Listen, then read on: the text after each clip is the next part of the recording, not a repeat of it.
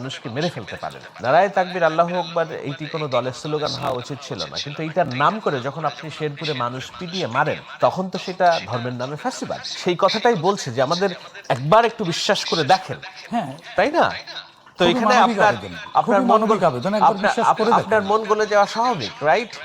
এখন ধরেন অনেকের তো শাহেদ আমি ভাই, যদি অনেকের তো মন গলেছে। হ্যাঁ, অনেকের মন গলছে, দোষের কিছু নেই। নেই। কিন্তু আমি যদি বলি আপনাকে যে এটাতে যে বিষ আছে এটা অতটা ক্ষতি করবে না, আপনি একবার একটু বিশ্বাস করে এটা খান, আম, মানে সমস্যা হবে না। আপনার মন গুলো যদি আপনি খেয়ে ফেলেন তাহলে তো কি হবে পরিণতি সেটা আপনি জানেন। আমরা তো 1996 সালেও শেখ হাসিনাকে একবার বিশ্বাস করেছিলাম। উনি তো ওনার লেবাস পরিবর্তন করার রাজনীতি যারা করে সেটা একটা বড় ভয় এই কারণে যে উনি ওনার লেবাস পরিবর্তন করেছিলেন হিজাব টিজাব দিয়ে ইসলামিক ভোট টানার জন্য, যে কিন্তু পরবর্তীতে তো তার আগের লেবাসে